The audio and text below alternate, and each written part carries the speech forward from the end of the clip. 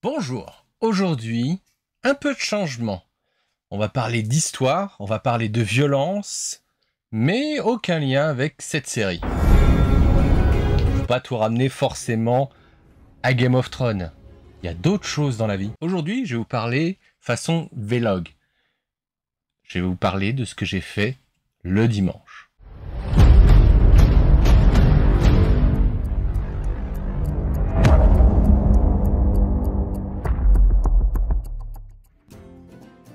On est mieux assis. Alors dimanche, j'étais tranquillement en train de tailler la pelouse avec mon ancienne épée et je me suis rendu compte que le temps passait vite. En effet, ça faisait 8 ans. 8 ans que Benjamin B, alias Nota Bene, a présenté sur YouTube une discipline qui était méconnue à l'époque, le béour. Aujourd'hui, avec 100 fois moins de moyens, je vais vous présenter une discipline qui est une comparse du béour. Tout débute le dimanche donc, lorsque j'allais à la messe. Bonjour ma fille. Mon père, putain, faites pas des trucs de fils de pute comme ça en fait. Alors, ne partez pas, on blague. Plantons le décor déjà. Nous sommes dimanche, nous sommes en Côte d'Or, Bourgogne, Franche-Comté, juste à côté de Dijon donc, un petit village. J'ai appris par différents médias qu'il y avait donc dans ce village un événement, donc le combat clash. Donc, un combat, je sais ce que c'est. Un clash aussi. Pas mon vieux Robert, t'es pas trop fatigué. Donc logiquement, un combat clash, ça serait... Tu confonds ta femme, ta tante et ta sœur, aucune pudeur, et merci l'odeur. Eh bien non. Un combat clash, c'est du 1 contre 1 avec des règles bien précises. 3 tombées équivaut à un KO et l'on compte le nombre de points que chaque intervenant reçoit. 1 point pour chaque coup net, 3 points pour une mise au sol ou un désarmement. Par contre, selon le règlement, les coups de pied, coups de poing, genoux, même les coups de boule, ne comptent pas en niveau points. Mais ils sont autorisés pour pouvoir déstabiliser l'adversaire. Voici de manière claire les endroits qui rapportent dans le combat clash, ainsi que les zones à éviter, notamment pour l'intégrité des deux combattants. Sans vouloir vous spoil, durant cette journée, on a eu le droit à quelques dégâts, notamment une cheville, une arcade et un nez ouvert, et un fauchon de mémoire qui a été détruit. Paix à son âme.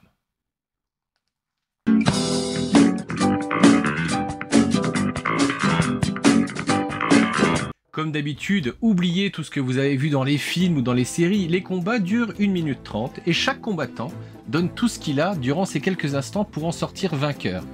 Et j'avais de la chance, car en fait j'ai pu voir la victoire du nouveau champion donc de Bourgogne, Thomas, des descendants du Hardy, une équipe de béour qui est actuellement basée au niveau de Auxerre.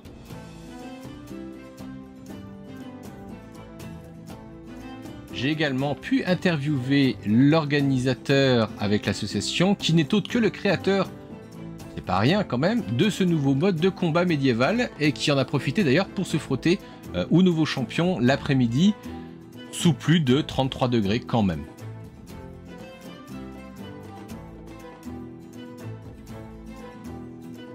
Alors Nathan, premier combat contre le nouveau champion de Bourgogne, ça fait quoi? C'est mal. Il est bon, mais très bon. C'est génial, de toute façon, c'est vu tout au long de sa compétition. Il a gagné, tout gagné. C'est pas, il a gagné. Il a un très bon cardio, il a une très bonne technique. Comme j'ai dit précédemment, c'est un bon gars. Et l'objectif, c'est de devenir comme ça, tout simplement. Bon, voilà, donc là, on a compté pour s'entraîner, mais c'est pas un comptage officiel. C'est juste pour avoir une idée à peu près. On est sur une égalité, honnêtement, c'était dur, donc très bien, très content d'avoir des personnes comme ça qui se battent ainsi. Il faut bien se rendre compte que quand même, entre les armures, les protections qui sont pas là pour faire joli, loin de là même, les lames sont émoussées. Il y a de grandes chances qu'elles coupent quand même un bout de viande si elles rencontrent la peau directement, si on ne fait pas gaffe. Prenons l'exemple de cet équipement complet de chevalier du XIIIe siècle. Il y a plusieurs choses qu'il faut voir. Donc vous avez déjà le gambisson, les jambières et la cale gamboisée. C'est tout ce qui concerne donc la partie, les trucs en blanc que vous voyez. C'est la sous-couche qui protège des coups votre torse, les jambes et la tête, notamment des attaques de l'ennemi. Au-dessus, vous avez le fameux aubert pour le haut, les jambières qui sont également recouverts par de la cotte de maille. C'est ce que vous voyez donc au niveau du gris et que généralement vous connaissez le plus dans un équipement de chevalier. Vous avez également les mains qui sont protégées par ce même procédé. Par-dessus tout ça, vous avez de quoi faire de la pub pour votre seigneur, le fameux tabar ou cotte d'armes qui permet de vous identifier sur un champ de bataille et surtout empêcher le soleil de venir cuire directement le métal comme un saumon papillon. Pour votre tête, vous pourrez mettre El Famoso Camail, une cagoule en côte de maille également, et par-dessus un casque, avec au choix un aume intégral, cervelière à nasale, ou pourquoi pas, avec une mâchoire. C'est surtout important, c'est moins protégé que le cerveau, mais pour le coup on s'est rendu compte, même à cette époque-là, que le cerveau était plus important que la mâchoire. Vous aurez bien sûr plus de protection suivant vos moyens et votre rang, et plus tu as de plaques, plus tu es proche du seigneur du coin. Pour les armes, il y a de tout. Dans le combat clash, le but étant de toucher et de faire le maximum de points, tout le matériel a son importance. Autre chose à savoir, la logique historique. Vous ne pouvez pas mettre un aume du XIIIe siècle, teuton, et tout le reste d'une armure templier du XVe siècle parce que ça fait joli. Il faut que tout soit assorti. On ne peut pas avoir par exemple une partie anglaise et une autre partie japonaise parce que c'est stylé. Il ne faut pas oublier qu'on se tape sur la gueule, oui, mais avec l'aval des instances historiques quand même. Nathan, c'est le grand costaud blond que vous voyez en noir et blanc qui a fait donc la partie présentation et animation donc le matin que vous voyez ici et ici avec l'association Logarithmia, combat médiéval qui s'est elle occupé en grande partie donc de la partie événement. Malheureusement, il est vrai que le combat clash n'en est qu'à ses débuts. Il y a de nombreuses personnes en Europe qui connaissent la discipline, mais il n'y a actuellement que 50 adhérents. Ça comprend dans ces 50 adhérents donc les combattants, la partie support, arbitre, les compteurs et tout ce qui concerne donc la partie technique, les photos, matériel, etc. Et il faut également savoir que la discipline n'est pas comme le BO d'ailleurs, réservée uniquement aux hommes. De nombreuses femmes prennent l'exemple sur la Gerta et participent aux différents combats et compétitions. Maintenant, vous allez voir la chose la plus importante de la vidéo, c'est-à-dire l'interview de Nathan, qui est donc à la fois passionné, licencié de combat clash, et qui s'occupe donc de faire vivre et surtout de développer son bébé. Vous m'excuserez pour la qualité de la vidéo, car la caméra a paniqué devant la chaleur et la luminosité, mais on comprend l'essentiel. Je vous retrouve juste après.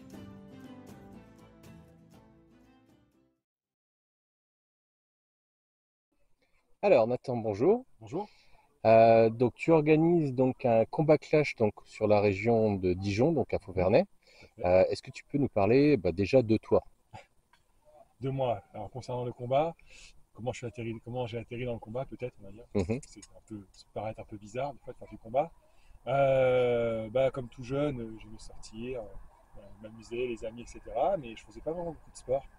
Et un jour, ma 25e année, j'ai décidé de me mettre au sport vraiment. Et j'aimais un petit peu l'histoire quand même. J'ai toujours été passionné de chevalerie, mais aussi du milieu médiéval dans son ensemble. Et j'ai découvert par hasard un peu sur internet en traînant, et puis en faisant des festivals, des fêtes médiévales, j'ai vu que ça se faisait. Et je me suis dit, tiens, pourquoi pas moi, alors, faire du sport et au passage apprendre quelque chose sur l'histoire, parce que c'est ce qu'on apprend aussi, beaucoup l'histoire de notre monde. Donc c'est comme ça que je me suis mis dedans, et puis de fil en aiguille, j'ai commencé à faire de la reconstitution pure, c'est-à-dire que c'est pas le combat dans lequel on est versé vraiment, c'est plus la reproduction, le mode de vie, etc. Et au fur et à mesure, je me suis découvert assez rapidement une passion pour le combat. Mais ce que je faisais était un peu des périodes où le combat était assez léger, et j'ai voulu faire quelque chose de plus intéressant, plus important, enfin plus intéressant sportivement parlant. Et j'ai vu qu'il n'y avait pas beaucoup de disciplines qui voulaient m'offrir ce que je souhaitais.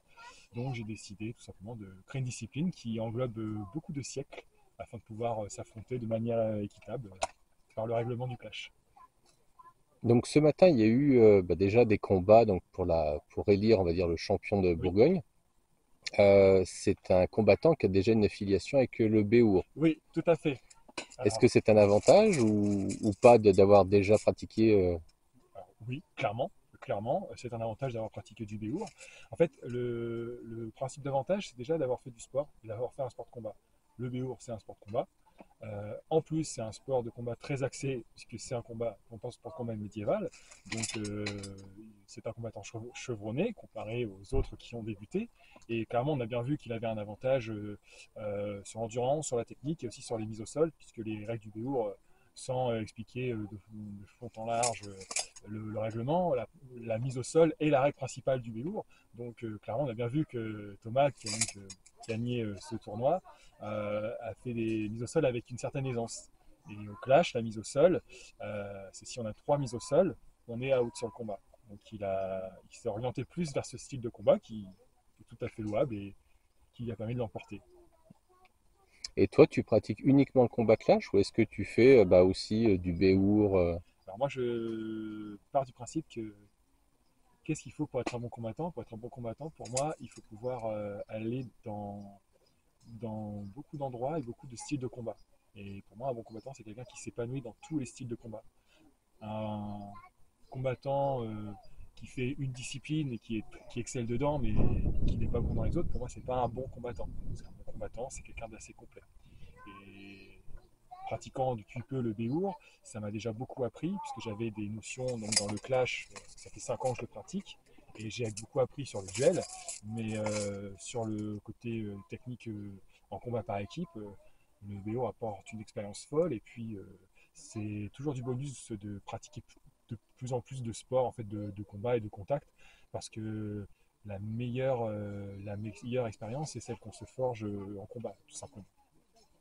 Et donc pour pouvoir s'orienter vers tout ce qui est le combat clash ou même le béour, en termes de, mis à part le fait d'être sportif, d'avoir du cardio, etc., qu'est-ce que tu pourrais conseiller aux jeunes qui voudraient se lancer dedans?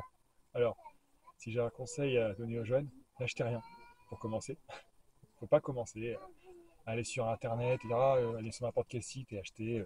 Surtout que vous n'êtes pas sûr d'acheter la bonne armure parce qu'il y a des types d'acier, ou alors vous avez forcément pas forcément le bon casque qui va avec le bon torse, quoi que ce soit. Quand vous voulez commencer, il faut se rapprocher d'un club, d'une fédération, quoi que ce soit. Honnêtement, vous tapez combat médiéval sur Google, vous allez trouver plein de choses.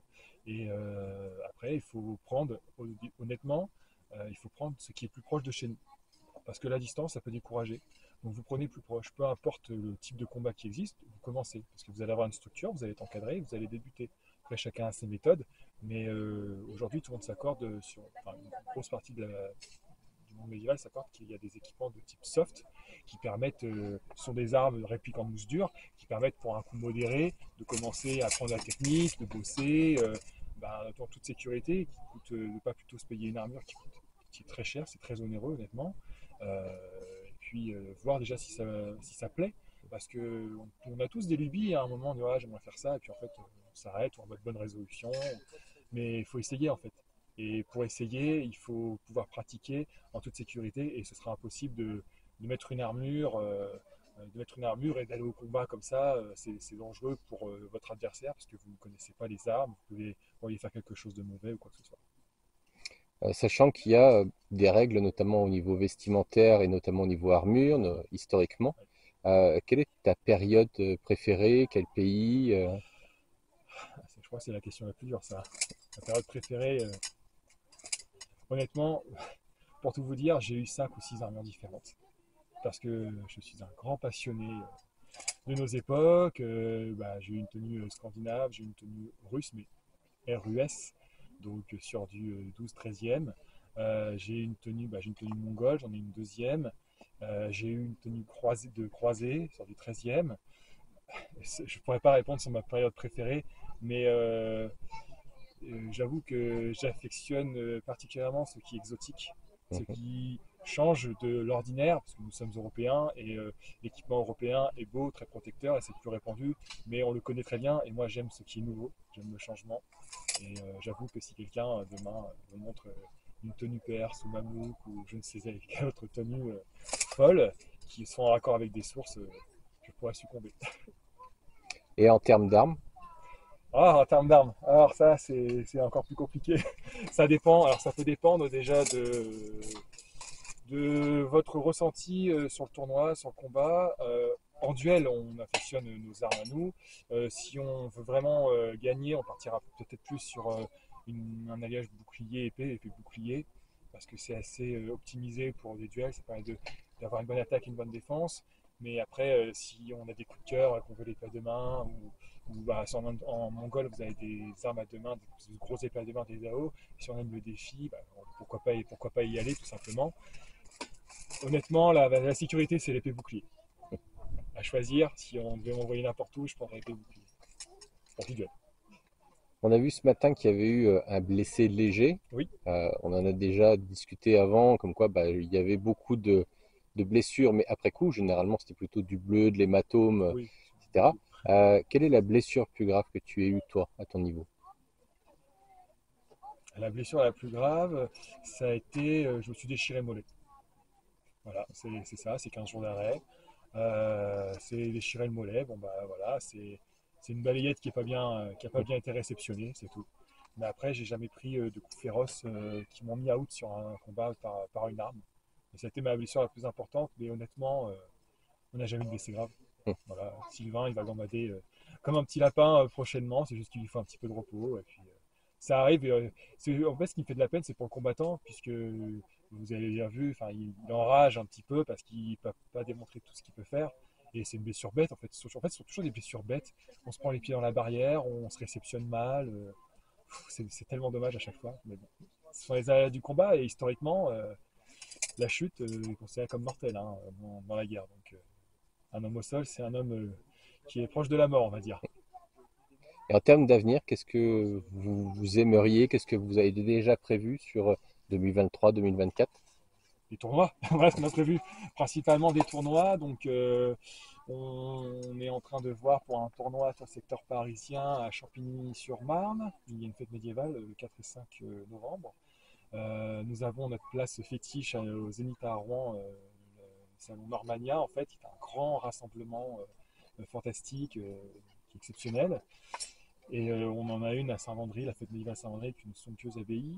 Et on voudrait en fait pouvoir s'épanouir dans toute la France, se faire connaître tout simplement, et surtout lancer un appel à tous les combattants qui pratiquent divers combats médiévaux et qui souhaiteraient s'essayer au clash.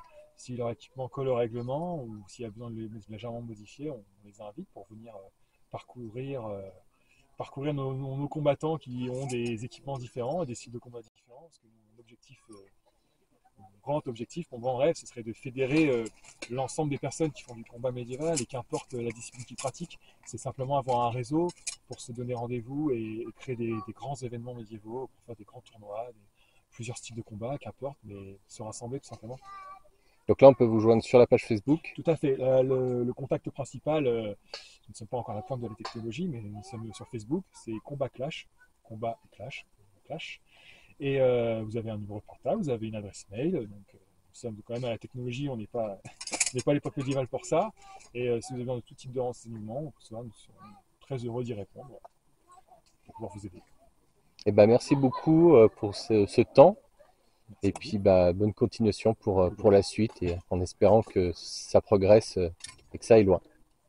C'est gentil. Merci à vous. Bonne journée. Voilà, c'est avec un grand plaisir que j'ai pu vous faire découvrir cette activité. Alors, sachez que vous pouvez voir la discipline tous les ans au tournoi de Rouen pour l'événement Normania qui se déroule normalement début février.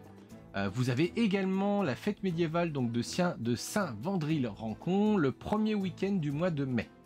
Je vous mettrai tous les liens dans la description, évidemment, ainsi que les liens par rapport à Normania et par rapport à Combat Clash surtout.